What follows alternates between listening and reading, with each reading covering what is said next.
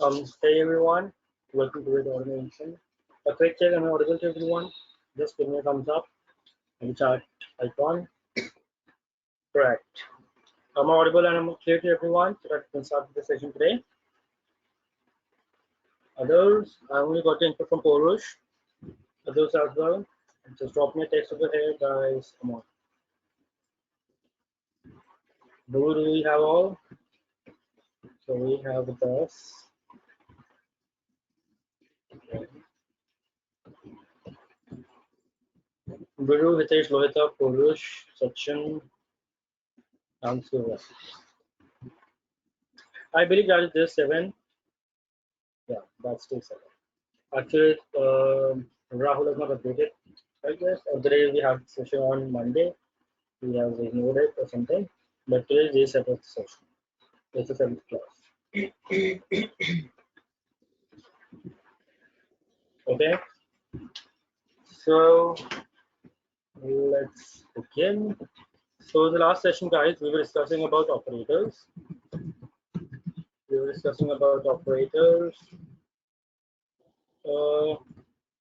Today we have to discuss few operators were left.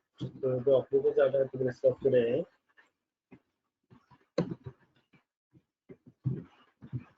are bitwise operators. Anyone having any questions in class sessions? If yes, then you can ask me. Or is it good?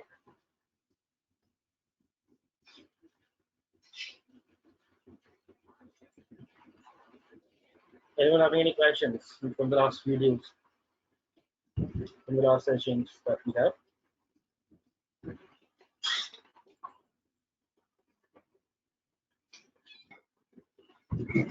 So are you guys tired today or something? You guys are not replying me? Are you not in the mood to have a class today? Is it something like that? Hi, Praveen. I did not attend the class because it was weekdays, nothing like that. We should be interacting, right? Otherwise, it will be a boring session. And I don't want a boring session. And I am the only person who is speaking and speaking and speaking. So the session should be completely interactive, right? So just write a few things in the middle of the session so that I can get to know that you guys are not sleeping. Okay. So anyone having any questions from the last session? If not, no, it's okay.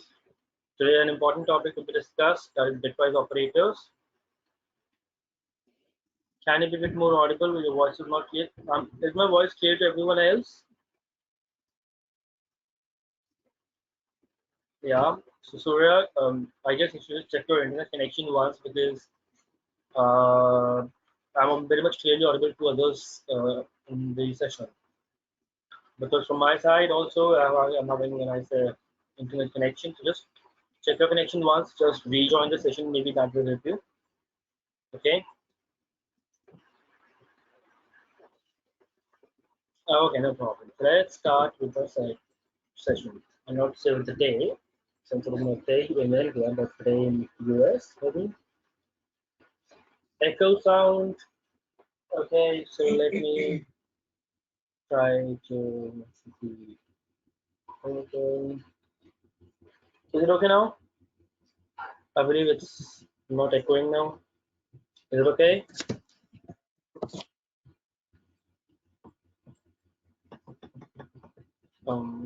Yeah, no problem. So guys, what are bitwise operators? If anyone can help me with it. If you guys have heard it earlier, what is bitwise operators? What are bitwise operators? How many types of bitwise operators do we have with us? And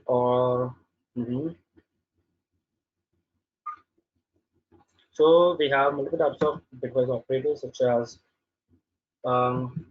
we have something called AND, which is denoted the sign of this. We have an OR operator, which is denoted with the pipe sign. Then we have ones complement, which is denoted with the sign of this. Then we have bitwise on, which is NOR, which is denoted with this sign.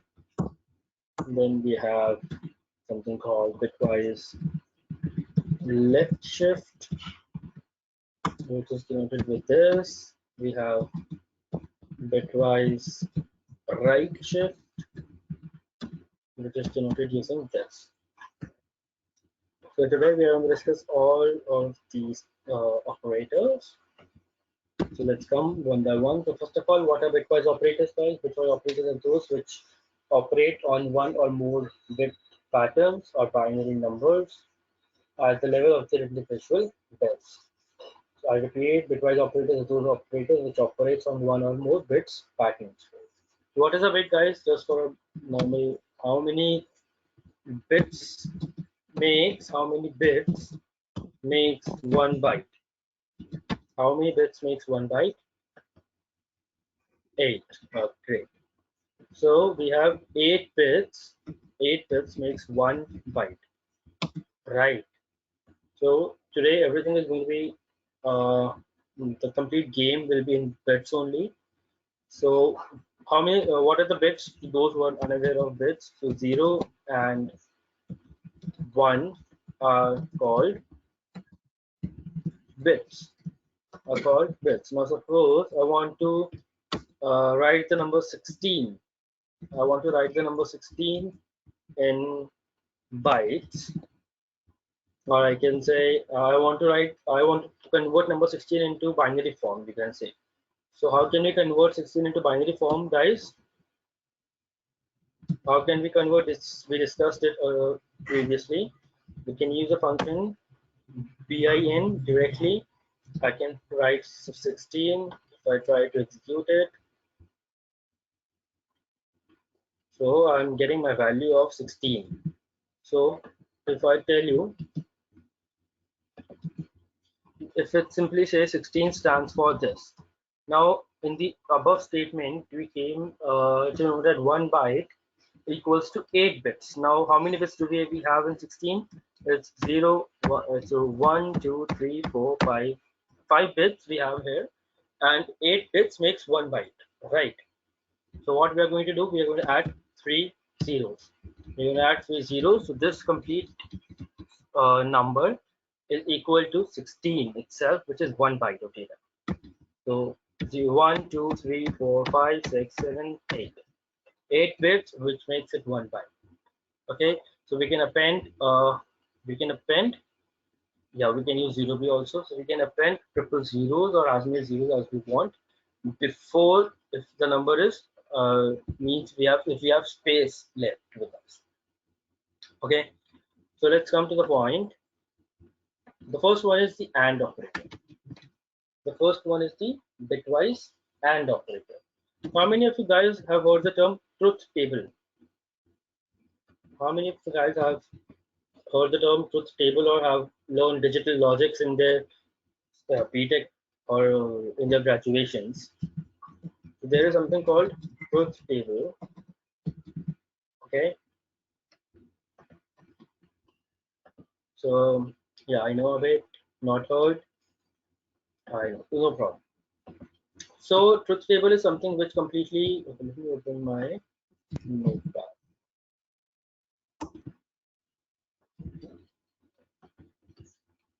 Yeah, it works in combinations of zeros and ones. So here we are. So truth table. Truth table is nothing but it is simply combination of 0 and 1. Combination of 0 and 1. So if we have using two variables, if we have two variables, try to understand this, guys. The variables are a and b. We have two variables a and b, and all the variables can have only two values. all the variables can have only two values, which is either 0 or 1. So we have, I repeat, we have two variables, which is a and b, and these two variables can only have two values. It can be either 0, it can be either 1. So can anyone tell me how many total number of combinations do we have if we have different values of a and b? If we have different values of a and b, correct. So we're going to have four different combinations. What are these combinations going to be? What are these? 0, 0, 0, 1, correct. Okay, correct. So in the similar fashion, what I'm taking this is my variable a, this is my variable b. So the first combination, let me make a tables type of structure. Yeah. So the first combination that exists with us, the value of a can be 0, the value of b can also be 0.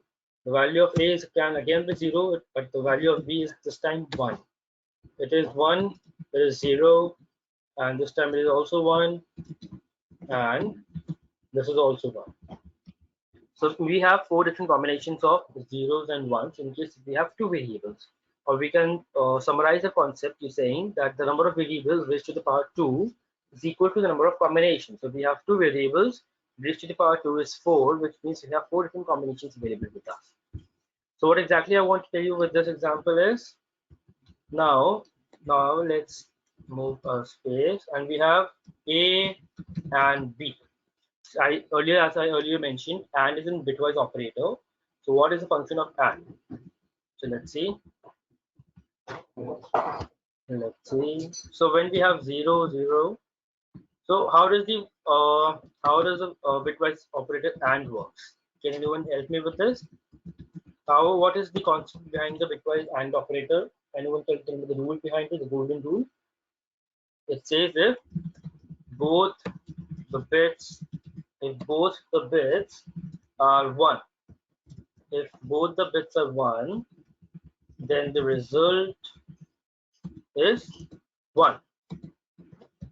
Otherwise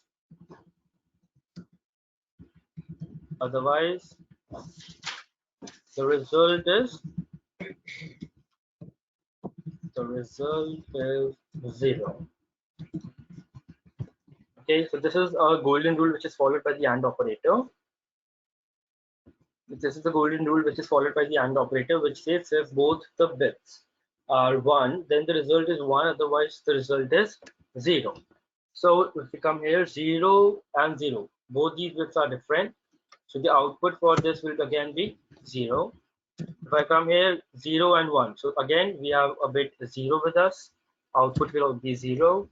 1 and 0, again we have 0, output will be 0. Now since the rule says if both the bits are 1, so here in this case both the bits are 1, the output will be 1. The output will be 1. So when we are ANDing two bits, which is 0 and 0, output is 0. And when we are ANDing 1 and 1, the output is 1. So as the rule says, if both the bits are 1, then the result is 1, otherwise the result is 0. So let's take a simple example. So the example is, if I say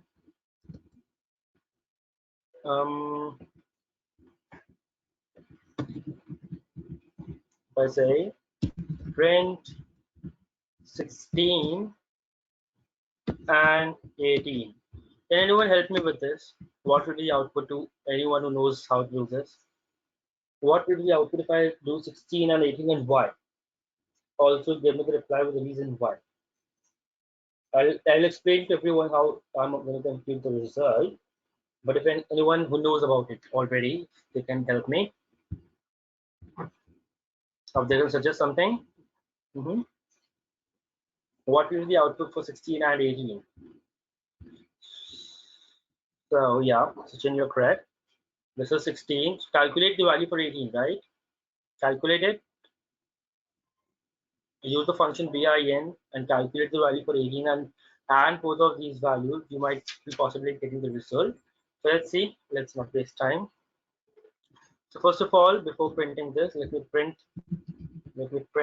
binary So the binary for 16 we are already printing above. So now let me print the binary for 18. If I say print the binary for 18, so let's say execute. So the output is 16 for sure, but how is it getting computed? Let's see. So let's note down these in Notepad. Let's do it here only. Okay, so the yeah, correct. So guys, the value for 16 is 1 0 0 0 0. Sorry, sometime. Value for 18. Let me invent it. Okay, I'll take the type of the value for let me copy this is this, right? This is binary 16, and what is binary 18? Binary 18 is this. So now we apply the above mentioned rule. If we apply the above mentioned rule, which says if both the bits are 0. So let's start from the first one. If both the bits are 1, the output is 1. Next, now this time this 0 and this 0. As per the rule, 0 cross 0 is 0 and 0 is 0. So the output is 0. Again, this 0 and this 0, the output is again 0. Now this 0 and 1, they are different bits. Again, the output is 0. Different bits, the output is 0. So the output for 16 and 18 computes this number. Now, if we convert this number into decimal form, we get the number 16. We get the number 16. That is how the AND operator works. That is how the AND operator works. Network issue from your side. Anyone else also facing a network issue, guys? Anyone else also facing a network issue?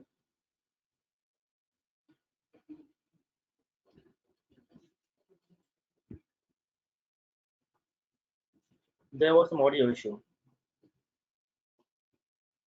Maybe there might be an audio issue, but is it audible? It is clear right now.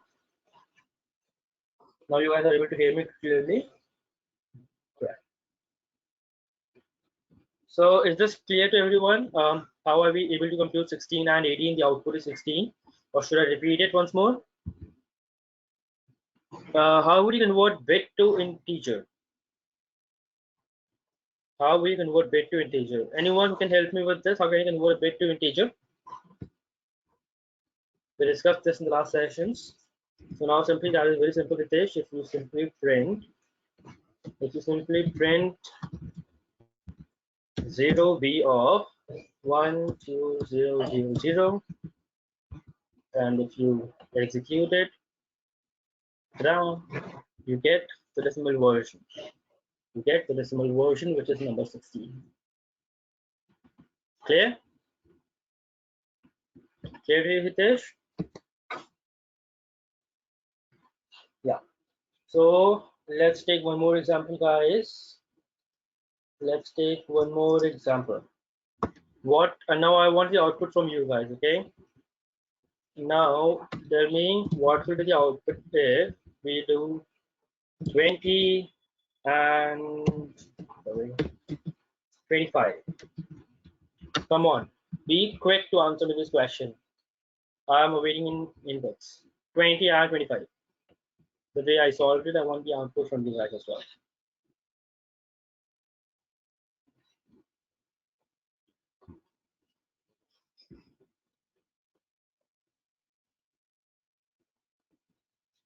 Solve it in your own laptops or notebooks or whatever you guys are having it right now, and get me the output.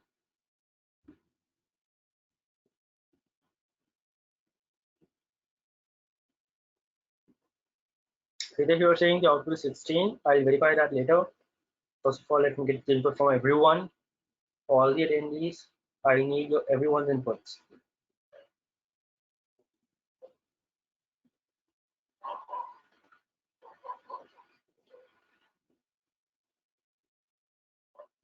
Everyone else, Lohita, Islam, Hitesh, everyone. Purush, Manoj, Sachin.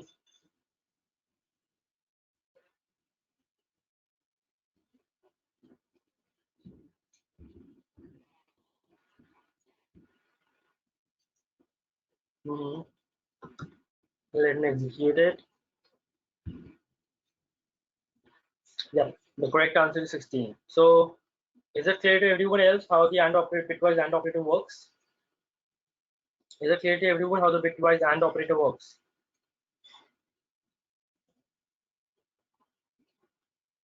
Right. So, answer me the next question. Print 1.2 and 3.4. Come on, solve it. 1.2 and 3.4. What's the output?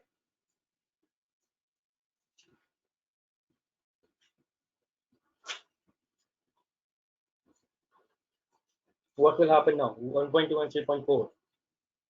Ashwin, everyone else, Manoj, Lohita. Yeah, it's float, I know. It's an error. Yeah. So we're going to receive an error. We're going to receive an error which says unsupported operand types for AND. AND only supports the integer numbers. So this is learning to everyone, and only supports integer numbers. We cannot give floating point numbers, and we cannot bitwise AND. Similarly, if I try to do something like this, way and formation. If I try to execute it, since these are strings in nature, if I execute it, and again just gives me the same stuff of unsupported operand types for and with the string and string, which is not supported. So guys, keep in mind, bitwise AND operator only supports decimal numbers. Okay, clear to all? Clear to everyone?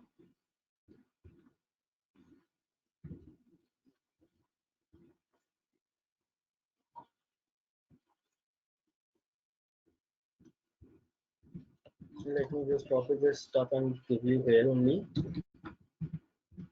so that remains easy for you when you're getting this thing.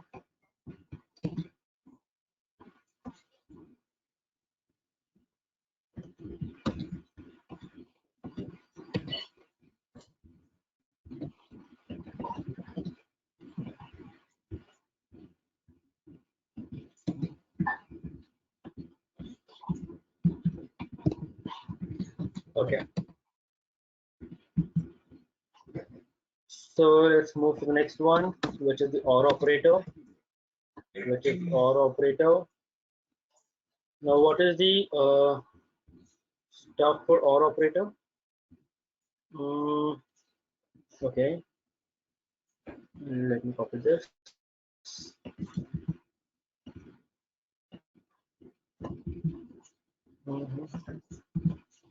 Yeah. The second one is the OR operator. So what is the OR operator says? It says if in the bitwise OR operator, if at least one bit is 1, then the result is 1, otherwise 0. If at least one bit is 1, if at least one bit is 1, then the result is 1, otherwise the result is 0. Otherwise the result is 0. Okay. So if I come here, the sign for AND is, as we all know, the pipe sign. It's a pipe sign for AND. Okay. So let's come here. The output changes now. It says if at least one bit is 1, the result is 1. Otherwise, the result is 0. So when I go for 0 or 0, in this case, there is no 1. There is no 1, so the output remains 0. So in case of 0 and 1, there is one bit involved, which is 1. Output remains 1. Again, the output is 1, and again, the output is 1. Okay.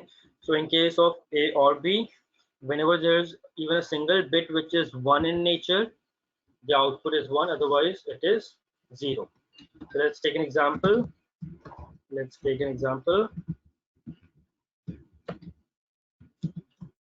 Or operator. So guys, print me the output for 16 or 18. 16 or 18. Come on, give me the outputs. What will the output for 16 and 18? You have to calculate them in the similar fashion that we did for the AND operator. Just calculate them in the similar fashion. You might be getting the result 16 or 18. What is the output?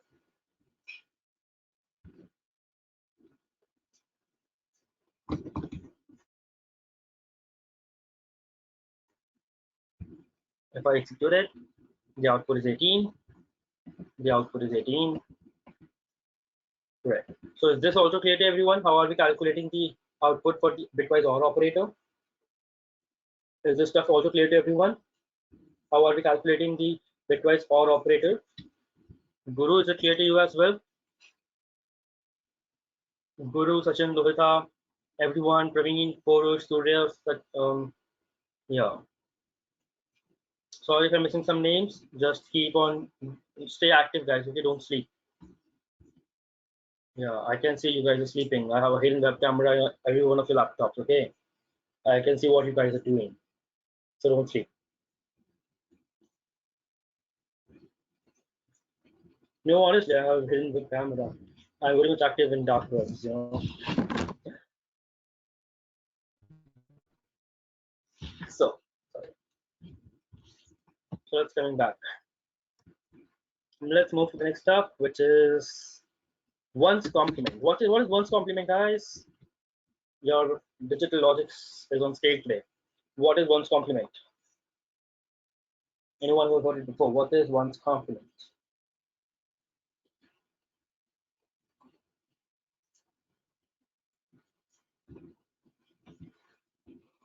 One's complement is 0.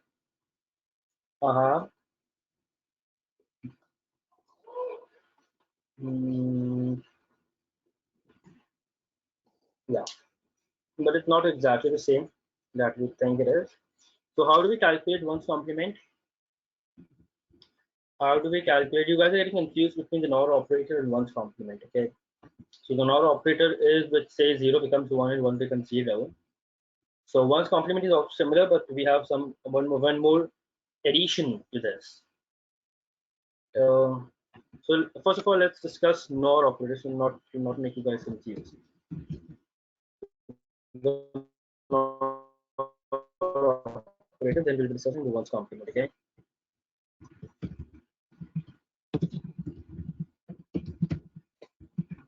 So what is NOR operator? That is very simple to hear. The NOR operator says,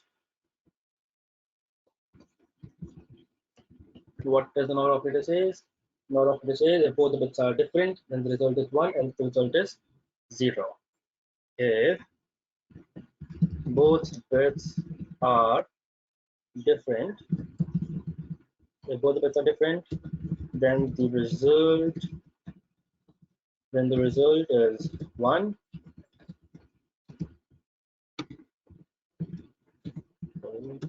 Otherwise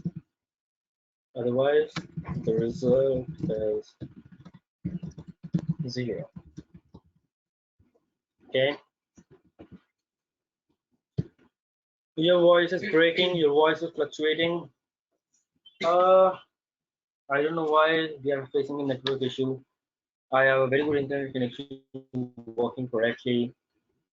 And I'm also facing an issue in the connection because it shows you here when you have an audio issue. So I think guys, you should also check your internet connection once. Maybe the software is having an issue today or something because it's working proper. Is the Bitwise OR operator, which is the XOR operator. Thank you for correcting me. Okay. Thank you for correcting me, Manoj. Yeah. This was bitwise exclusive OR operator, which we say. XOR stands for XOR, exclusive. So this says if both the bits, if let me make X here. So this says if both the bits are different, then the result is 1. Otherwise, the result is 0. Otherwise, the result is 0. So if I make A XOR B, A XOR B. So in this case, A 0 and 0, both bits are different, result is 1. Since both the bits are same, it is 0, 1, 1, and again it is 0.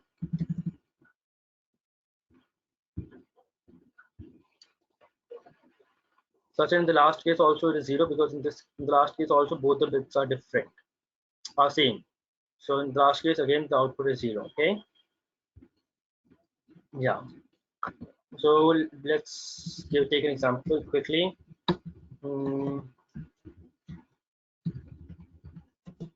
XOR operator. Always remember, guys, you cannot take any floating or integer string type number in any of these bitwise operators. So that's why I'm not telling you here. So if I say 16 XOR 18, come on, print me the output, guys, fast. Print me the output. What is the output for 16 XOR 18?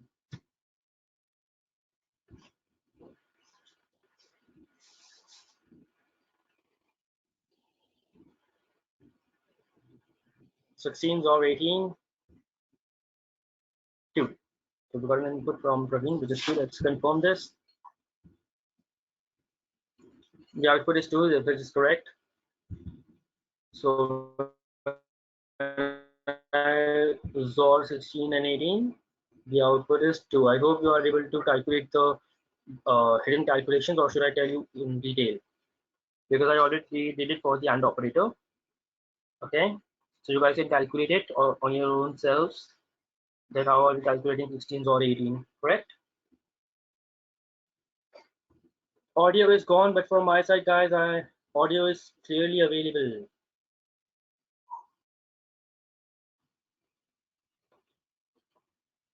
You guys just connect it again, I believe.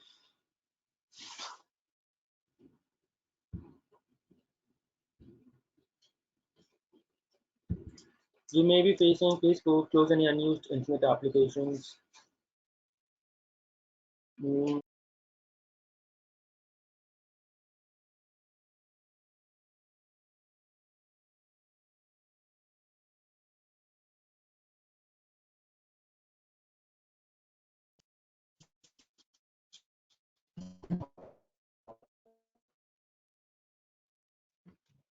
Am I okay? Am I audible?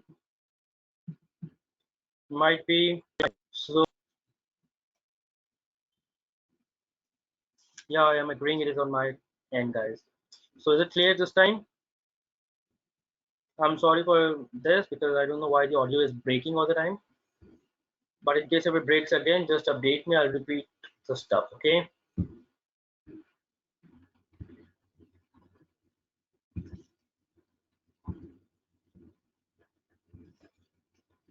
Okay. So I'm telling you, is this clear to everyone? How am I getting the output for 16 or 18? Is it clear to everyone? How am I getting the output for 16 or 18?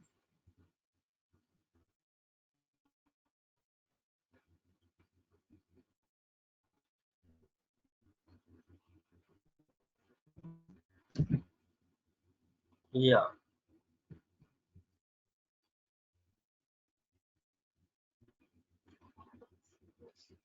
I believe my net connection should be working good.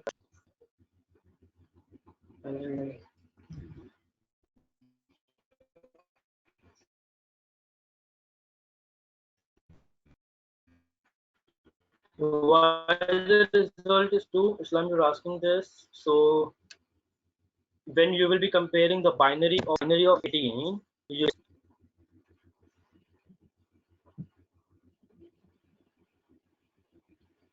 Okay, so for whom I'm not audible, who is Paplet, guys? He just dropped a WhatsApp message that he's not able to hear me. So for me, it was breaking. I know there is an audio issue today. I don't know why I'm facing this audio issue.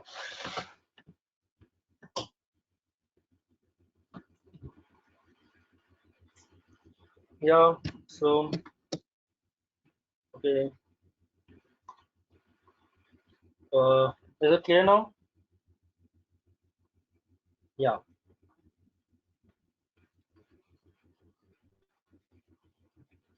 It looks like some cassette is playing. Okay. I hope the cassette is gone. It is not playing again. Yeah. Okay, so let's continue. I was just asking, is it clear to everyone how are we calculating the output for 16s or 18? Islam, just try to find the binary digits for 16 and the binary digit for 18, and you will be able to calculate it. Okay.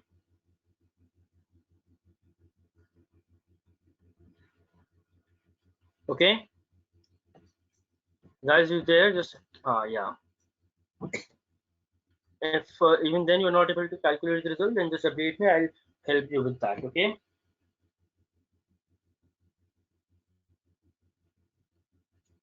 So let's continue. Let's continue with the ones complement. What is ones complement, guys? So ones complement is nothing. It is a concept which says this is a concept which says yeah. Ones complement is a concept which says reverse the bits and add one to all of them. Add one to all of them. So for example, if the bits are 0001, so after applying ones complement, it should be 1110. So once we get this number, we have to add one, and the result will be the ones complement of the number.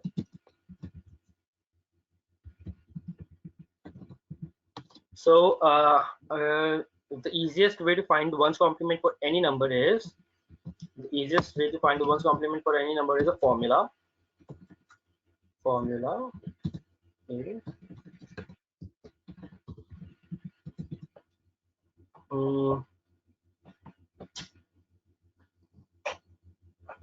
yeah, I'm telling you again, Guru, what is ones complement? Ones complement is reversing the bits and adding one to all of them. So if I having it as an example, I have this bit, which is 4 times 0 and 1.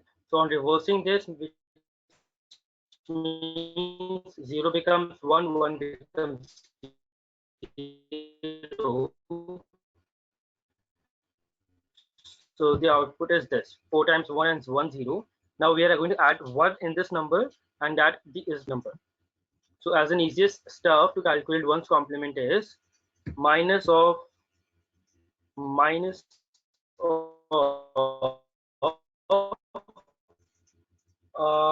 that number, I believe. Give me a second. Let me that number plus 1 minus of that number plus 1. So in this fashion, we can easily find the ones complement of a given number. Ashish, no voice. Shit, man. I don't know what is happening here.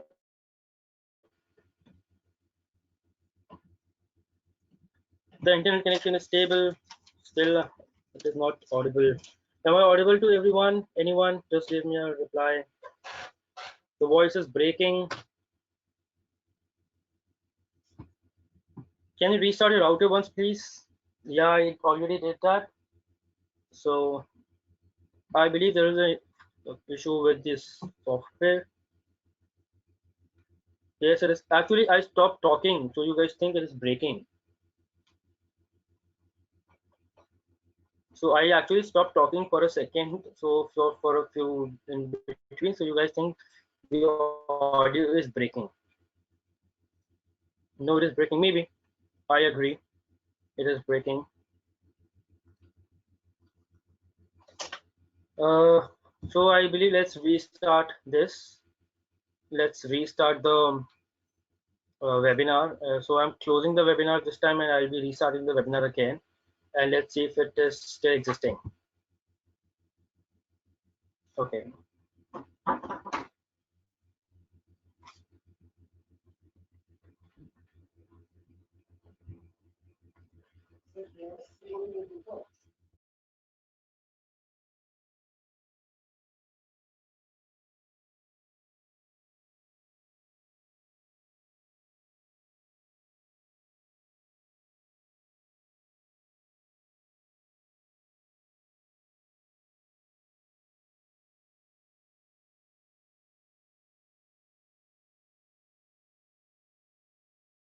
Because if I try to restart it, I don't know if this conversation will be recorded or not.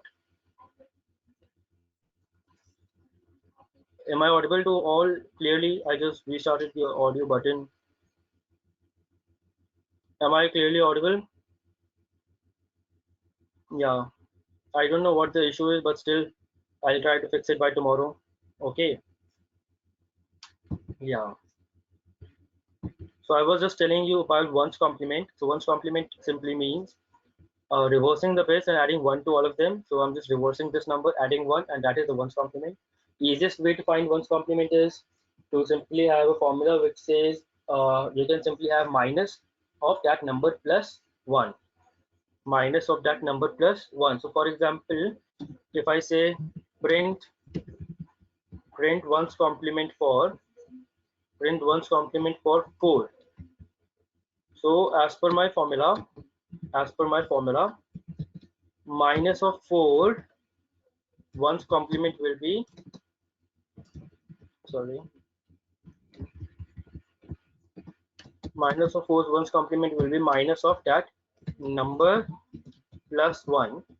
So in this case, number minus of that number is 4, which I'm finding the ones complement for, plus 1. So the output becomes minus of 5. Minus of 5. So let me print this.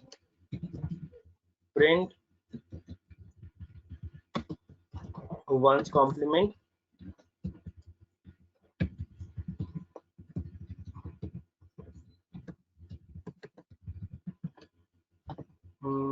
let me run this, which is again the output is minus 5. The output is minus 5. When it's ones complement used, it is normally used for bitwise calculations only, but we do not use it in our day-to-day life so much. But maybe when we are having some bitwise calculations at that point of time, it is used in some physics or scientific formulas, maybe, yes, but not in our day-to-day life. Okay. Yeah, so force one's complement is minus 5. Okay. Minus 4 complement is 3. We are saying, so see, let me calculate that for you. So the binary for 4, what is the binary for 4, guys? If I say print binary for 4,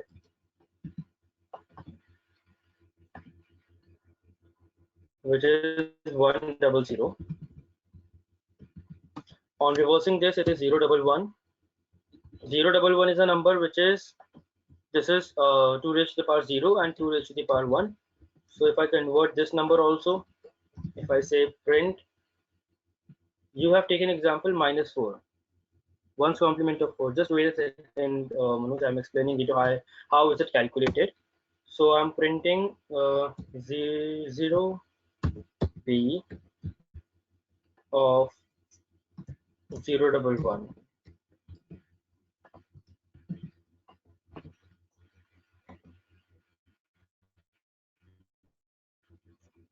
with 3. Okay, so now on adding 1, we have to add 1 also. Add 1 to the reversed number. Add 1 to the reversed number. So on adding 0, 1 and 1, adding 1 to every one of them, so it makes it the normal basic calculations. which is 1 plus 1 is 1, 1 plus 1 is 1, and 1 plus what is 1 plus 1, guys, by the way? Which is 2 exactly, I know, but still. Yeah, so I believe this is an incorrect calculation from my side. We have to simply reverse the number and we have to find the ones complement. Maybe I'm missing something, that's why I told you the formula. So that is this. So the output is something, yeah, so just a second.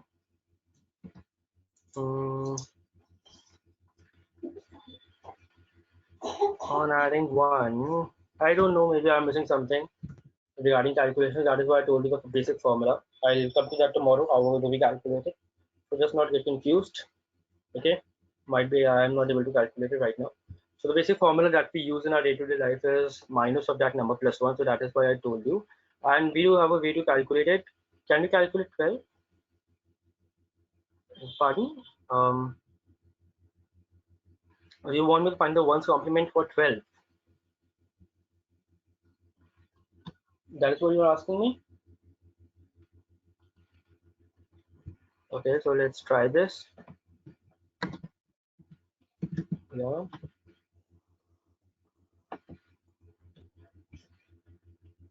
It's minus 13 again. So that is simple. Minus of that number plus 1. That is a very basic format that we use in day-to-day life. And that is also important actually. That is why I'm not so focusing on this stuff. Okay. Okay, let me unmute you, Manoj. Give me a second. Yeah, Manoj, tell me. Ashish, so if you go for like that 12, if you calculate the binary value for 12, it's 4 times of 0, double 1, double 0, right? I mean last double 1, double 0 binary value, and you added you 4 bits of 40, right? And then you're reversing them. It's coming to 4 times of 1, 2 times of 0, and 2 times of then 1. So after that 1 is how you add. I am not understanding that. If saying that you have to 1 add and then is the minus sign. Minus sign is okay. But reversing, till reversing I am okay. But after that I am not getting this. Okay, let me try that one more time. Okay, just give me a second. So, okay, let's start it again. So see guys, the number for 4, the binary number 4, I'm taking the example of the previous example again, 4. So the binary example for 4, binary representation for 4 is 100. On reversing that number, we get 011, which is okay. The moment you reverse that number, if you notice in the very first, the moment I started the session, I said we always denote things in the form of bytes. We denote things in the form of bytes. So this is actually this number. This is actually this number if I divide this into two different groups of 4 each, because 1 byte is equals to 8 bits and we can give leading zeros after the number becomes itself. So on calculating, the decimal version of this number is 4 only. Is 4 only. So I'm telling you this in detail now. I was actually not giving so much detailing here. Yeah, I actually agree. That was the reason I was not doing this, Porush. But still, if you guys want to go in detail, because that is not necessary for us to know. But still, if you guys have doubt, I'll explain it to you. Okay, because we have a formula, we can calculate it directly, but still, you should know how do we do this. If someone asks you how this, what is the background implementation. So I'm as far as I am telling you, I'm just dividing this number in groups 4 of each, because 1 byte equal to 8 bits, and we represent every number in 8 bits format. Okay, so this is the binary representation of the number 4 completely. Now on reversing this complete representation, what we get 4 times 1, 1, 0, 1, 1. So this is the reverse value. If you see it, this is the reverse value of 4. This is the reverse value of 4. Okay, now if I simply add 1, I'm taking this example. I'm going to add one here. I'm going to add one here. Simple basic mathematics. On these numbers remains unchanged. 1011. 1011. This number remains same because when adding 1 to 1, then adding this number to this remains the same number. That does not make any difference because this is a simple OR operation that we're going to perform here. So this is a complete number which we get when we are taking the ones complement of the number 4. But if you guys see, you cannot able to clearly tell me what the number is this. So let me first of all try to calculate the decimal version of this using our. So if I say print 0b and this number, if I print this, so you can see the number comes out to be 251. The number comes out to be 251, but definitely this is not going to be the answer, right? The number comes out to be 251. So what now we have to do? We have to find the 2's complement of this number. 2's complement of this number. Okay. So remember, whenever we are going to calculate 1's complement, this 4 times 1 act as a negative sign. This 4 times 1 act as a negative sign. So what is 2's complement of a number? We're going to again add 1 to this number. We're going to again add 1 to this number. Okay. So before adding 1 to this number, just reverse it again. So which is 4 times 0, 0, 1, 0, 0. So this is the reverse of the updated number. Now I am again going to add 1 in this number to calculate the 2's complement. To calculate the 2's complement. Now if you see, we are still having the 0, 0, 1, 0, 1. So now if I find the binary value for this, integer value for this number, if I find the integer value, and I'm calculating 1's complement for 4, and if I say run, so you can see the output is 5. Hence we got the number 5 here, and minus sign is denoted because of this 4 times 1 that we have above. That is why we are telling it is a negative number and the output is the 1's complement. I hope this is clear now because this was a very detailed version of how we calculate 1's complement. Or should I repeat it? Whatever you guys say. Manoj, is it clear to you this time? How am I going to calculate minus 5? No difference between reverse of 4 and then adding 1.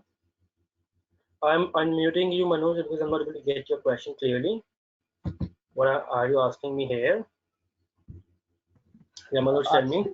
Ashish, so as you explained, that is the 2 complements right now, right? But earlier you said 4. If you're reversing that 1's complement, I mean bit values of 4, so it's 1 1 0 0 0 like that, and you're adding that 1. I mean 1 and 1 is 1. So I think if you're adding their 1, so making no difference, right? You go to notepad, notepad, right? Mm-hmm. Tell me. Can you So we started. Yeah, we started from here. Okay. So initially we were having the number. We were having this number as 4. Okay. Right. So now I reverse this number, which is this number. Right. And then you're adding 1. Now then you're adding 1. When we added 1, that made no difference because we were having 1 here. If we would have a 0 here, that would definitely make a difference, Manoj. That just because we're having 1 here, that is why it is not making a difference. The number remains same. The next time is we have to find the 2's complement of this number. So we are again reversing it, again adding 1 to this number, which makes me the output. Ashish, my question is, to find the 1's complement, is necessary to calculate 2 complements here? Yes, that is the actual completely backward flow. To find 1's complement, you have to definitely find the 2's complement of that number. Because that is the complete mathematics that is going behind it, okay? Because this is what I know as per my study. This is how we calculate it. Maybe there might be some other tips and tricks, but this is how I calculate a 1's complement of any number. It is always negative in state. Okay. Is it clear, Manoj? Yeah. You can study about it at your own, and you can come to back again tomorrow. Maybe we have some more facts to discuss on this stuff. But as of now, I think we should move ahead. Okay. Okay. Yeah. Anyone having any questions and wants to compliment? Any further questions? If yes, you can ask me. Or we should move to the next one.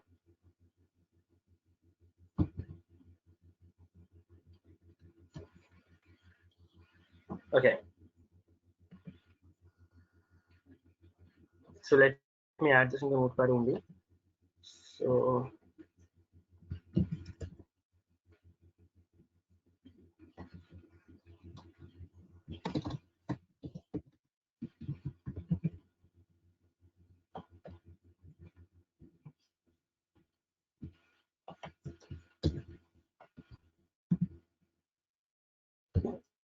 sorry.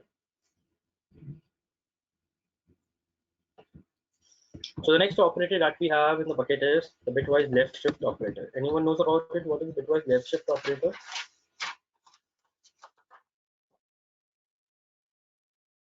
Anyone knows what is bitwise left shift operator?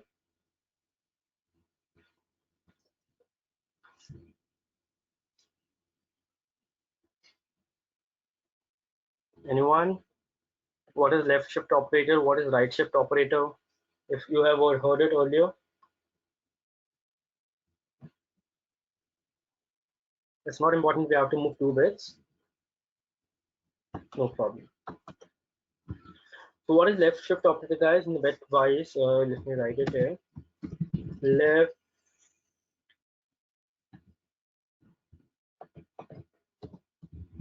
shift operator.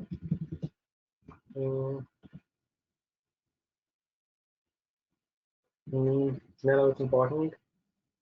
Okay, I'm telling you. So left shift operator is actually when the left operand value, when the left operand value is shifted left, sorry, is shifted left by the number of bits, by the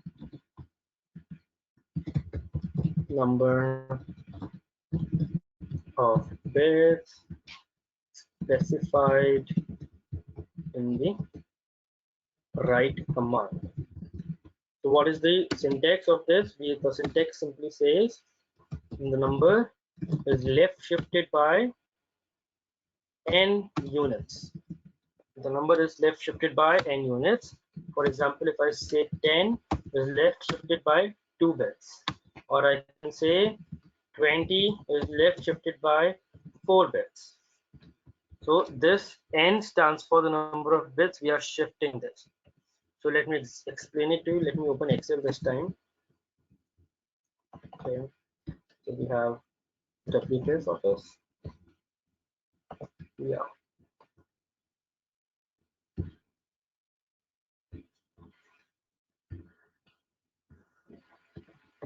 So let me take an example of the number 4, number 10 itself.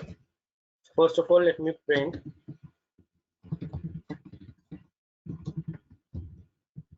these operators are important, guys, for you as a computer science engineer. Left shift operator. Now if I print the binary value for 10, let's take the example of the first one, which is 10 is to 2.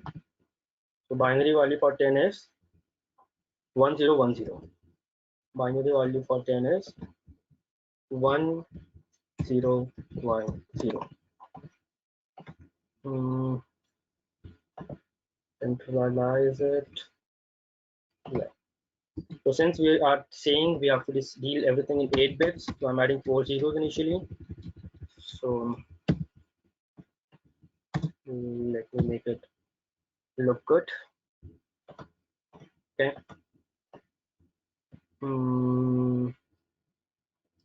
What else can we do? Yeah. So this is the given number, which is the number 10, and which is represented in the form of, this is the number 10, which is represented in the form of binary. Now, whenever I say we are, let me print 10 left shifted by 2. So when I'm saying the number 10 is left shifted by 2, so this simply means um, the 2 bits of the left side actually will be formed on the right, which if I say these 2 bits, if we start from the left side, these are the last 2 bits. We are going to move these 2 bits, means we are going to remove these 2 bits from the number. You can simply say just delete these 2 bits, just simply delete these 2 bits existence and move all of them 2 spaces in the left side. So this 0 actually comes here. This complete stuff actually comes here. So what I'm trying to explain, these 2 bits, since we are moving the number by 2 bits, so the last 2 bits will be discarded. The last 2 bits will be discarded. Once these 2 bits are discarded, we have vacant positions here. Once we have vacant position, we can simply move the remaining remaining bits at their position. Now we are having vacant bits on the right side. We have 2 vacant bits at the right side. What we are going to do here, we're going to append these vacant bits by the number 0. Now if I try to calculate the value for this number, let us try to calculate what is the value for this number. Print 0b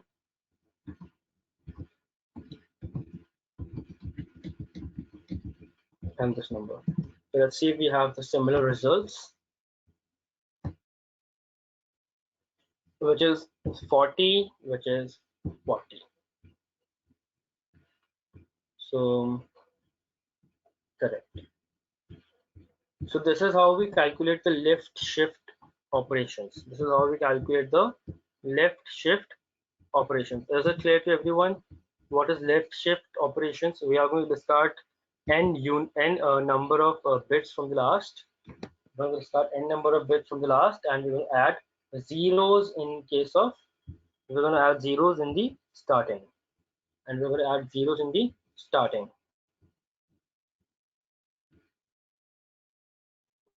Why are we adding 4 zeros in the front? We're not adding 4 zeros, we are only adding 2 zeros in the front. We are only adding 2 zeros in the front, which were discarded from the last place.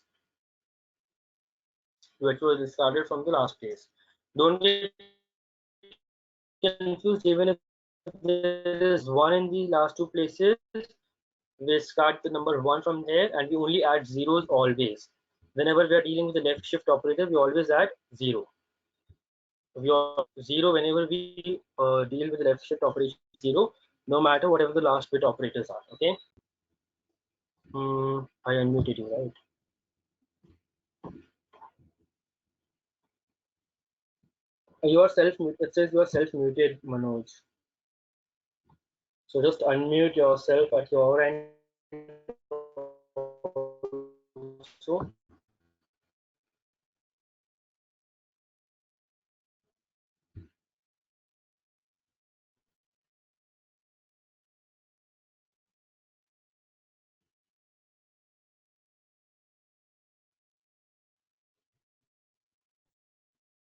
am I audible to everyone?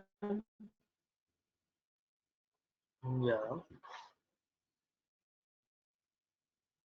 So even if I'm trying to unmute you, it says self-muting you from here also. Might be this is collapsing. So I'm trying to unmute you. Now unmute yourself, Manoj.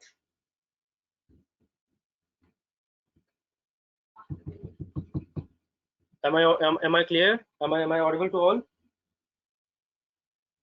Quick check. Manoj, you can type in that case because I'm not able to unmute you. Let me unmute someone else. See, I'm able to do this with Lohita, but I'm not able to do it with you. So there is an issue from your side, I believe. Yeah. Okay, now it is done. Tell me. Yeah. So Assis, are you saying like that you have moving to 420 from right side? So in a better way, I can also I gone through tutorial and in YouTube, and some guys is explaining like that. Suppose you are finding that uh, binary value of 10, it's 1010, right? And then as usual 40 left. So 1010 and dot, you put the point and then four times of zero in the right side, and then move to the 20, right? So in the better way you can also explain like this. So it's easy to understand to everyone, because 1010, it's a real value of binary value of 10, and then point after that 00, there is no value, I mean no meaning of 00, how many times you're putting the zero. Yeah, I believe it is also clear to everyone. In case it is not, I'll explain it to them. But is it clear to everyone else? What is left shift operator? How does it deal? It simply discards the n number of bits from the end of the left side, and it adds n number of zeros in the front. That is what exactly it is, as simple as it sounds. Correct? So let's move to the next one, which is the bitwise right operator. Thank you, Manoj, for your inputs. I'll take care in the next time. So let's move into the next one, which is the right side operator, bitwise right side operator. Bitwise right side operator simply, if you think it is the opposite here. Now, if you're saying what is bitwise right side operator, the value will be shifted to the right by the number of bits specified by the right operand. Let me write, value will be shifted by right by the number of bits specified with the right operand. With the right operand.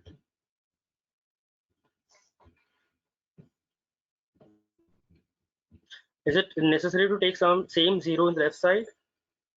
I'm not able to understand your question, Praveen. Which same zero are you talking about? It is not the same zeros. We have to simply append as many possible zeros in the right hand side for left shift operator. Yeah.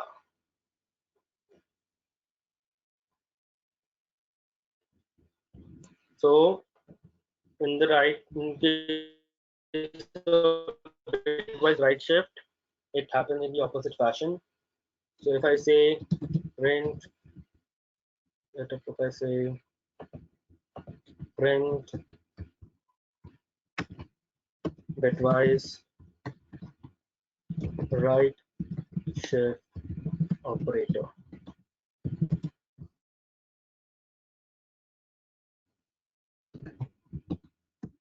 Now if I say print 10 right shift by 2, if I try to execute it,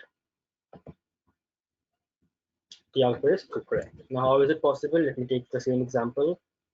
Let me try to copy this. Now this time let me try making it in a better way.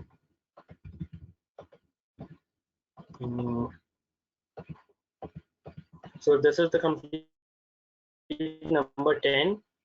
This is the complete number 10. What I'm saying, I'm going to shift these two bits. I'm going to shift these two bits. So I'm going to shift these two bits. So which says, how to explain it? Yeah, we have to simply discard these here, and we have to move all these numbers. So the remaining number shift itself to the right position. The remaining numbers shift itself to the right position, which is here. The remaining number shifts itself to the right position, which is the remaining number will be like this. Still, we have two vacant positions available here. In this case, we are going to add 0, 0. In this case, we're going to add zeros in the left hand side. So if you try to calculate the number here, the output is 2, which is the correct output that we are receiving. Which is the correct output which we are receiving. Okay. So what exactly happened? There two digits from the right hand side got discarded, and two new digits on the left hand side are added. That is simple as it sounds. In case of left shift, it is opposite. Is it clear to all of you what is right shift and what is left shift operators? Is it clear, or anyone having any doubts?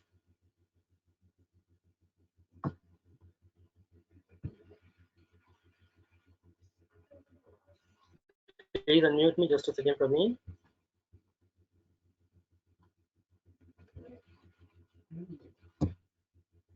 Yeah, Praveen, tell me. Yeah. Yes, Rajesh, I have one doubt only. There is a four. I mean, we are moving for left side 0, 0, 0 in the first case.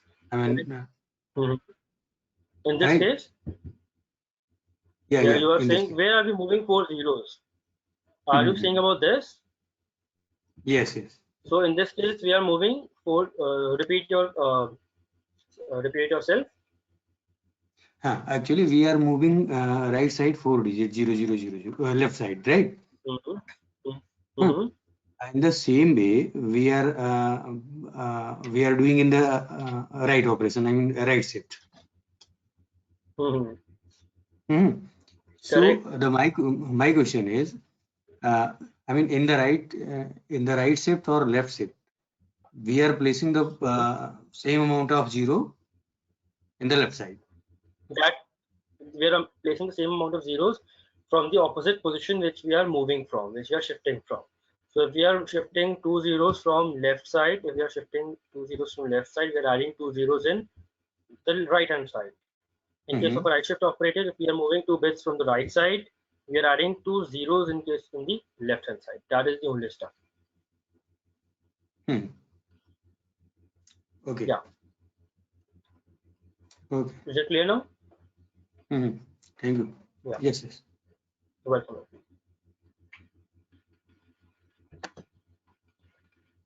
Sorry guys, just a second.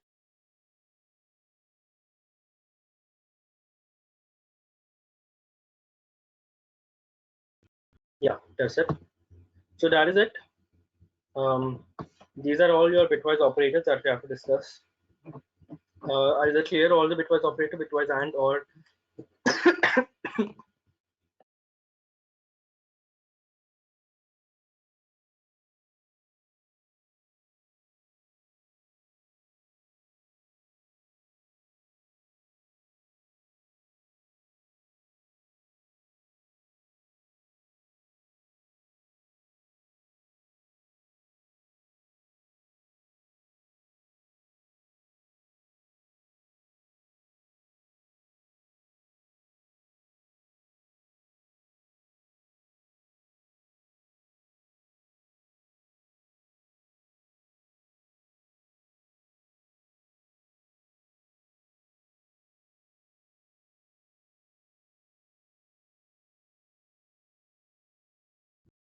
I'm sorry guys, I was just drinking water, so I actually muted myself. I was drinking water and I just got something, so sorry. So coming back, I'm audible to all.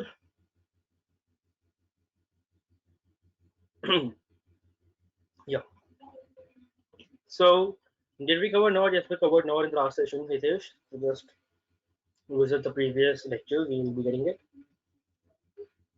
So guys, that is it. All the operators are discussed, I believe, today. Let's move ahead.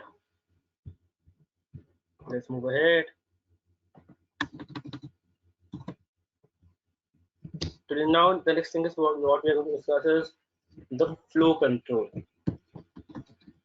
The flow of control. This is the next topic to be covered. Flow of control. What comes under flow control, guys? What comes under flow control? If anyone can tell me. So in this we will discuss about if else, if else,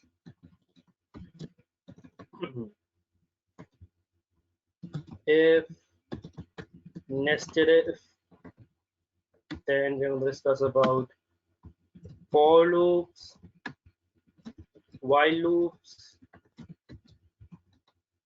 and break, and continue, or we should say pass in this case. And yeah, so here we have nested loop, break, loops, pass. Yeah. So these are the next topics that we're going to discuss today. So starting with the very first one, which is the if-else condition. So what is flow control, guys? As the name suggests, the flow of the program. This is an important topic, so pay attention. After this, we're going to have some homeworks also, because after this, we're going to make some your questions.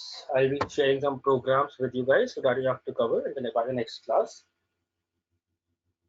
So coming back, what is if-else if? Flow. What is flow control? Flow control simply means controlling the flow of your program.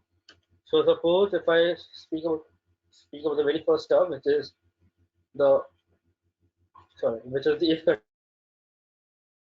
So what is if, guys? If statement, as the name says, if statement is something which accepts a Boolean value or an expression which results also in a Boolean value. So I can say if the condition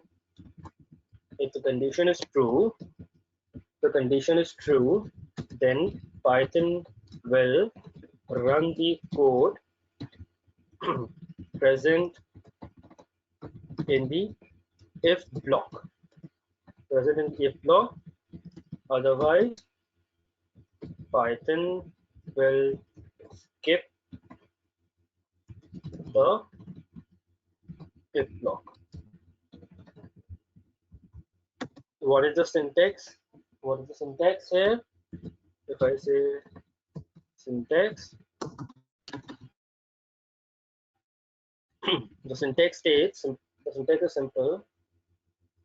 It says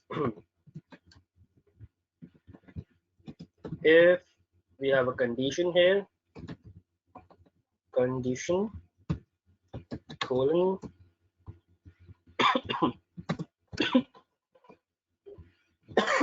sorry guys, I'm having a throat infection, so that is why I'm not able to speak. Sorry.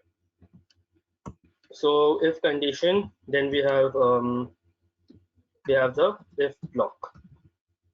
Let's take an example. So as an example, if I say just simply print whether A is greater than B or not. So let me take an example. I'm saying the value for A is 10, the value for B is 20. Or let's take opposites, 120. And if I'm saying if there is a bracket, as the syntax says, what is the condition in this case? The condition is I want to test whether the value for A is greater than B. So I'm saying A is greater than B or not. There is a colon, and here I'm saying print A is greater than B. Print, to avoid confusion,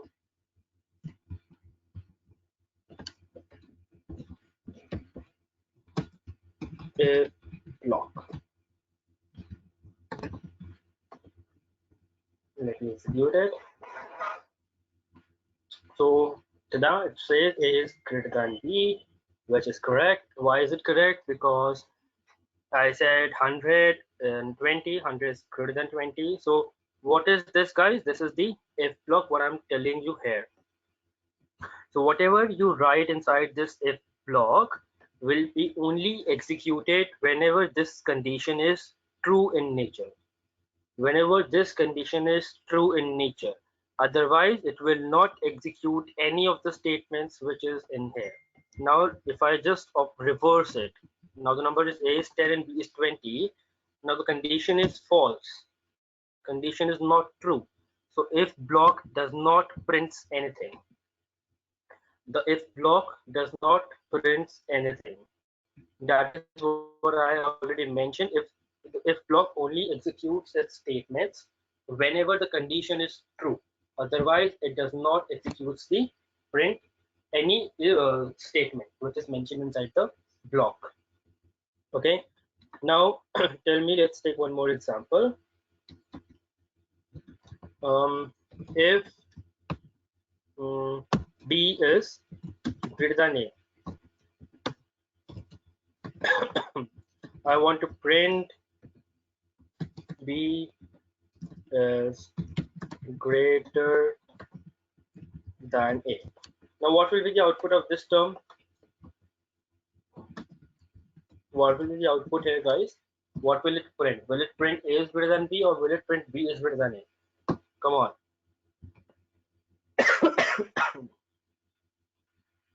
We'll come to the else condition, Islam. Or if it says B is greater than, say, why are you saying, Praveen, it will be giving me an error? Why will it be giving me an error? Indentation, the very most important stuff whenever you're dealing with flow control. Whenever you're dealing with any stuff in Python, keep in mind indentation, guys. So if you can see, whenever I click enter, it automatically indents me here. So right now, this will be the correct approach. So always remember, if block always works in indentation format. Indentation, what is the word indentation means? That we have to leave some space here, which it automatically gets. Now if I press enter, you will be seeing it will be automatically indenting. So keep in mind, whenever you're working with if conditions or anything in Python, indentation is very much important. Now if I save it and execute it, it says B is greater than A, which is a correct statement. Which is a correct statement. Okay. Now if I take an input from the user, input, I'm saying integer input, enter A, and so we can do something like this also. Enter B, and let's see, execute it. It will be based on the runtime. Enter A, I'm entering the value for A is 77, B is 76. It says me A is greater than B because it executed this if condition. It is not executing this if condition because this condition is false in nature. This condition is false in nature. Sorry. Okay. Now what if I say print this is the end of the code? If I'm having an input like this, now if I execute it, enter A, sorry, enter A, I'm entering the value of A is 1, B as smaller. Now simply you can see A is greater than B is printed, but this statement is also printed, which is this is the end of the code. Why is the statement printed? This statement is printed because this is out of the if block. This is out of the if block. If you look at the indentation, it is out of the if block. It is not inside the if block. So once the if block statements are done, if the if verifies whether it has to execute the if block or not. So whatever the action is performed, once the if block completes its execution, the remaining flow remains same. It executes the remaining statement in the normal similar fashion. Okay, is this clear to everyone? Anyone having any doubts? Sorry, the if block. Is the if block clear to everyone?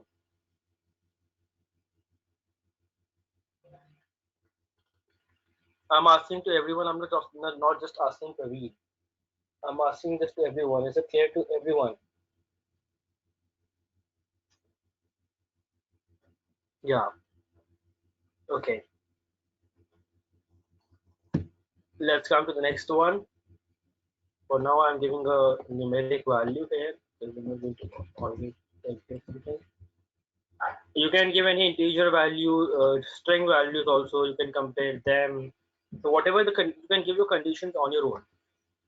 We will be practicing these conditions when we will be dealing with the questions in the homework. Yeah, so the next stuff comes with your if else block. If else block. Now there might be a situation which says, okay, boss, if the condition is not true, then what? We should be having something, right? So else simply means instead of this or besides of this. So if this condition is not true, what should we execute? What should we do? Okay, so it simply says when the condition for if statement, when the condition for if statement is false, then Python use else block to execute the statement. Sorry. When the condition for the if statement is false, then Python uses the else block to execute the statement. Now suppose let me take an example. If I'm taking an example of a name, I'm taking an input, I'm saying enter your name. Okay, I'm saying if name equals, I can give conditions in any fashion. So I'm saying if name is equal to is a comparison operator. So if the name is Lohita, suppose if the name is Lohita, print hey, I am Lohita. Okay, what if in case the name is not, what in case if the name is not Lohita, the user enter a different name? So I'm saying else perform this operation.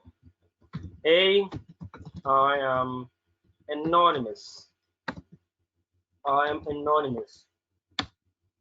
And I'm also saying once you execute the if block, once you execute the else block, say this is end of the code.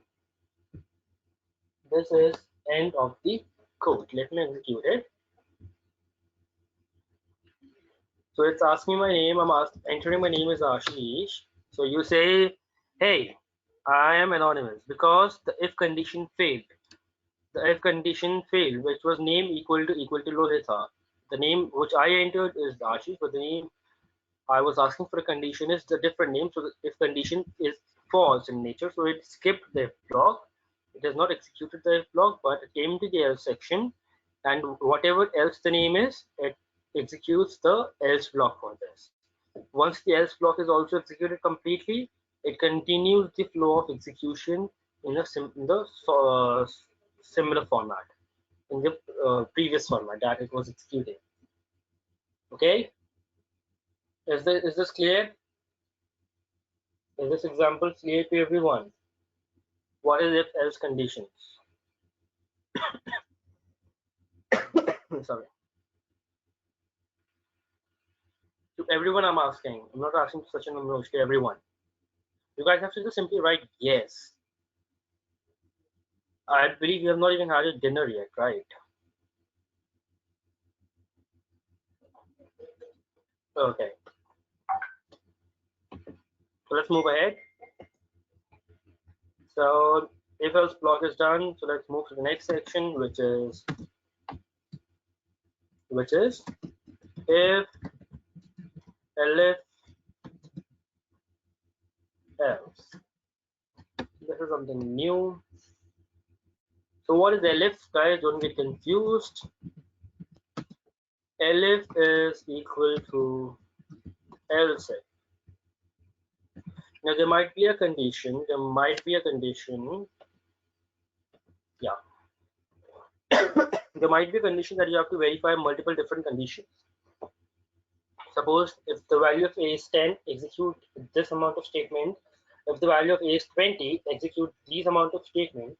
And if the value of else, if the value of A is neither 10 neither 20, execute this amount of statement. So in that case, the elif came into the picture. So this simply, let me write here, this simply checks for multiple conditions. Checks for multiple conditions if the condition if the condition for the if statement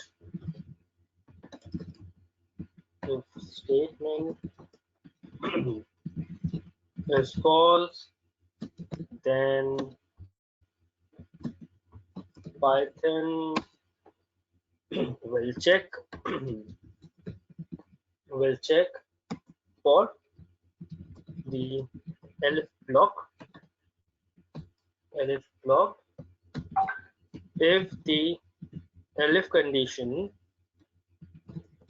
is also false. Python executes the else block. Let me take an example again. Let's take an example. I'm asking you about a branch name. So I'm taking an input, enter your branch name. Now, as a student, we can have multiple branches. If I say if branch name equal CSE, print A, you are a CSE student. Elif branch name equals mechanical.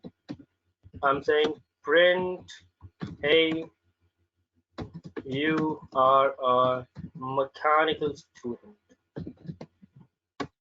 I'm saying Elif branch name equals civil. Simply print hey, you are a civil student. Else print hey, give proper inputs. Give proper inputs. Now if I execute it, okay, I was missing a colon here, syntax error. Yeah. So now if I execute it, let me write here. First of all, let me name as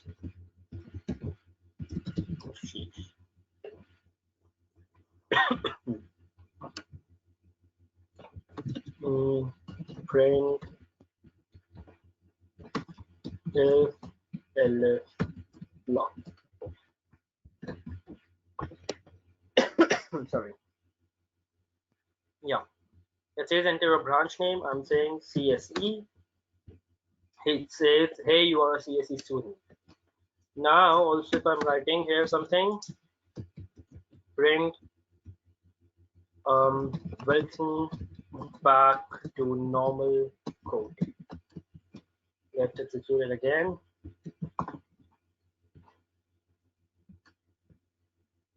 So it again is asking me my name, branch name. I'm entering this time. Let's relate quickly.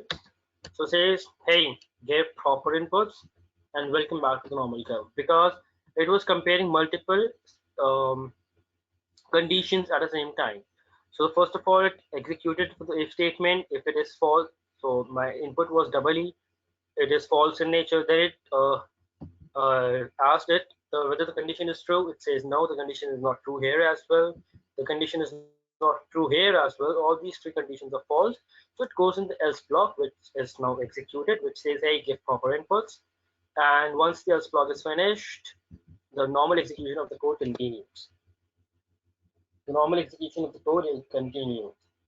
Is it clear to everyone this time? Is it clear? What is if, elif, else?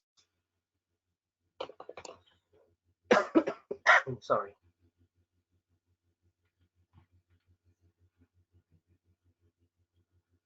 Show the flow. What flow, Manoj? Ashish, can you debug the code, how the flow is going? I mean, how to check the condition? Can you debug this code only? I think that is simply visual. So you can see here. So first of all, it asking for an input. So the input that was given by me is double E. So it comes to the next position, which it says if branch name equals CS. So branch name is with as an input is double E. So the input which I'm giving is CSE. So this condition is false in nature. So it is No, skipping no. this block. My question is, can the debugger is going to I mean check this code, this value is matching with if condition. If not, then going to check this Elif condition. This value is checking the I mean matching with Elif condition or not, or they directly go. They are not going to check if Elif condition. They're directly going to put else condition. I need to check this No, in debug mode. it actually checks all the if and elif conditions. If all the if and elif conditions are false, then only it goes to the else position. Okay, because putting debugger, I'll explain it to you differently how to debug your code, but I don't think it is necessary in this thing. But that is clearly visually clear. Because I'm telling you, it simply compares all the if and elif conditions, and once all the if and elif conditions are false, only then it goes in the else condition. Okay, Okay. yeah. The debugging is simple. You can just have to put a debugger here and right click and simply debug it. So the debugger mode is open. So it says enter a branch name. I'm entering double E. Now it stops your code. Now if you come here, so you can no just hover it and you can see the branch name is double E and the given input is CSE. Now let's move to the next statement. So this is which says if you hover here, it says the next. It says goes inside, move to the next. So let me move to the next one. Again, it's skipped here. It comes to the branch name. Branch name is double E. It is not comparing. It is not giving me true. I am moving to the next statement. Branch name is not CE as well. It moves to the next statement. Else block. Then it moves next. And yeah, that is it. The execution is done. So is the flow clear to you, Manoj? How is the flow going? Using debugger as well. This is what exactly he was asking for, right? Are you there, Manoj? Yeah, so is it clear how can we debug this code?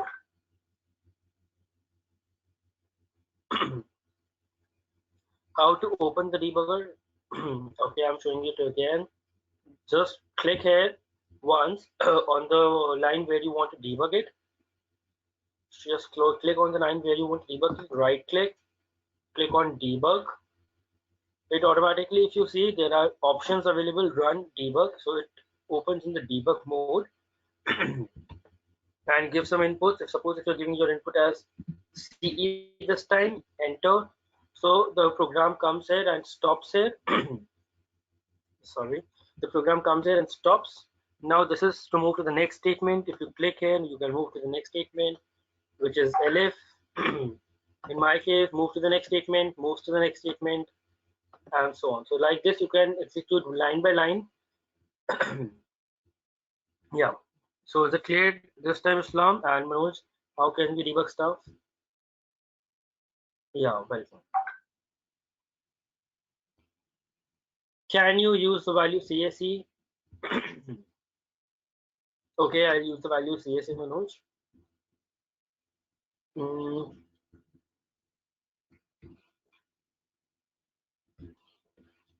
yeah. Let me debug it again.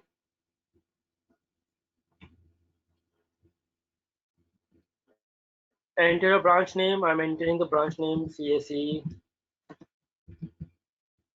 Enter. It comes here. If you move to the next line, it moves inside the block.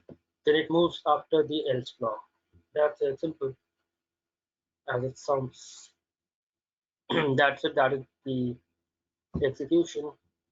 So Ashish, what Rest, I understood that if you are putting if the condition is satisfying, then they're going to print that condition, and remaining condition they're not checking, right? Like Elif condition here, if you Yeah. you given the value CSC, so only that if condition is satisfied, and then printing the if condition, and then going to the last exit the condition, all they skip the Yeah. remaining condition, right? Yes, correct. So is it clear this time, Manoj? Yes, yes. Yeah. Anyone having any other questions in here? How is the flow going here? Anyone else having any questions?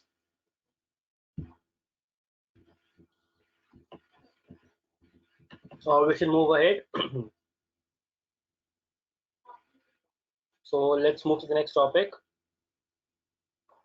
So these are your conditional statements that we just discussed. So now let's start the discussion on our iterative statements. The iterative statement that comes here are the loops, which is for loop and while loop. So I believe that this is a long topic to be discussed. I'll be discussing that tomorrow, the loops and other stuff, because that will not be covered in 20 minutes. And I don't want it to be break. I don't want to break the topic into today and tomorrow. So that is it for today's session, guys. So we will be continuing tomorrow at same time, 9 p.m. Sharp 9 p.m. We'll be starting the session tomorrow, which is on 5th of April. Tomorrow we'll discuss about loops and other stuff. So that's it. Do you guys have any questions on today's lecture? Any questions in today's lecture, guys? If yes, then please ask. And in case if you guys want to share some feedback, then you can ask. Sheesh, can you unmute me? Definitely. Ashwin, just give me a second.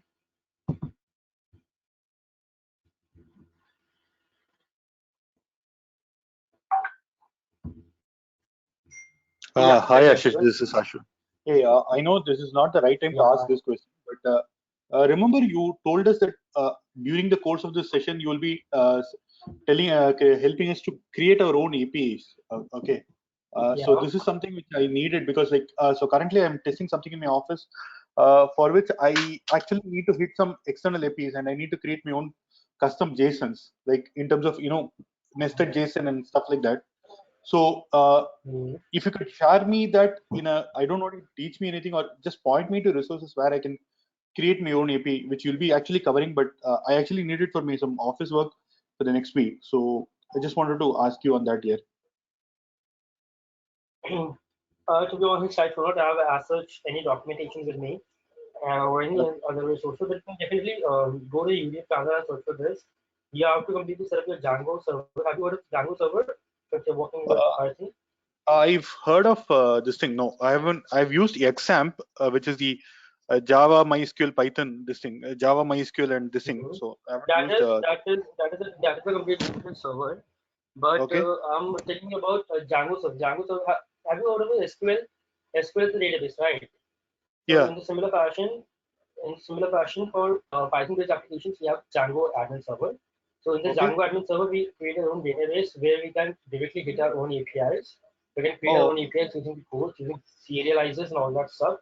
So that Oh. is a Okay. completely different topic. Uh, as of now, I don't Okay. have anything to share with you, to be really honest, because I'll be explaining you step by step the day I'll be Okay. No creating it, issues. No because issues, sir. I have not documented it in any other fashion. I Okay. have not documented in any document or something, so that's why. So that will be discussed by we'll be starting dealing with API in the next month, I believe, not in this month. Yeah. Sure, Ashish. No issues. No issues. No issues. Thank you.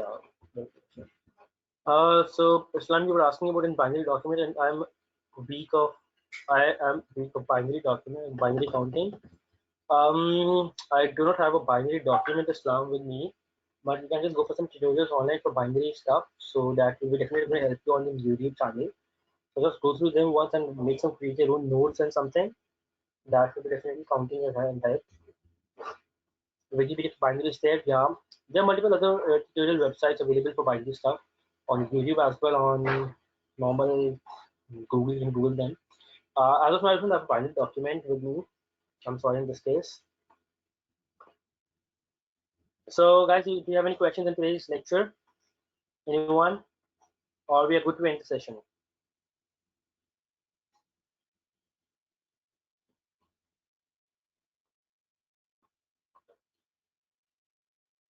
I'm waiting for the reply, guys. I just say yes or no, guys. Come on. You ever have your dinner in the next 10 minutes. So show some energy. Yeah. So we Okay, could end the this session good. Oh, so sorry. Yeah, tell me. yeah, actually, in the first or second session, we will talk about the unit test or pi test. I mean, just like the Maven that we were discussing at that time. So, could you please tell me which one is just like Maven? I'm not very much sure here. So, Pi test. just like we are giving the dependency and we are getting all the required files or whatever the things. So, in the same So way, see, in yeah, Praveen, please. see, how can we get all the requirements? So that is not dependent on the type of testing frameworks. So to get all the types of what do we call that requirements, what we guys can do, that is very simple stuff. So see, just go to a terminal. Terminal is your command prompt. Okay, so you can go to the command prompt, go to this location, or simply go to the terminal in your own PyCharm stuff.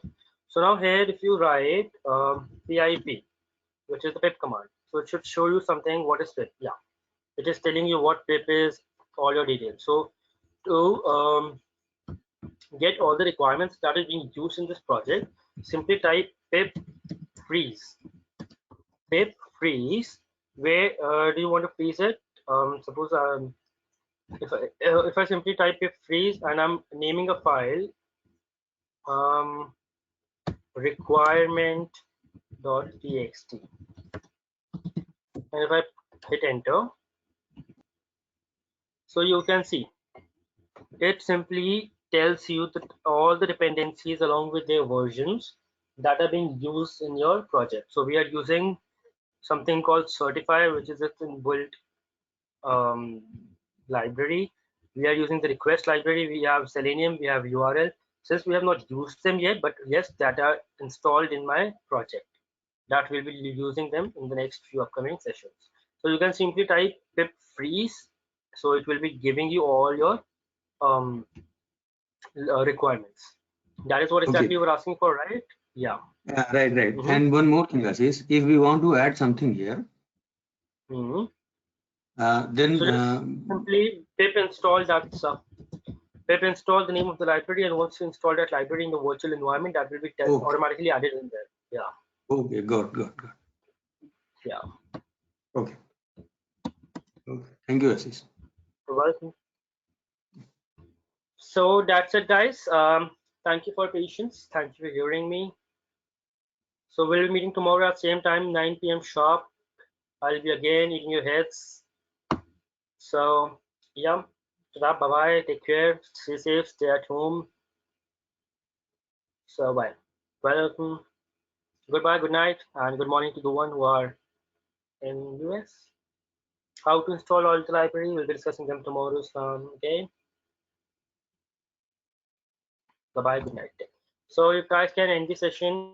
Leave the session. I'll be ending it soon.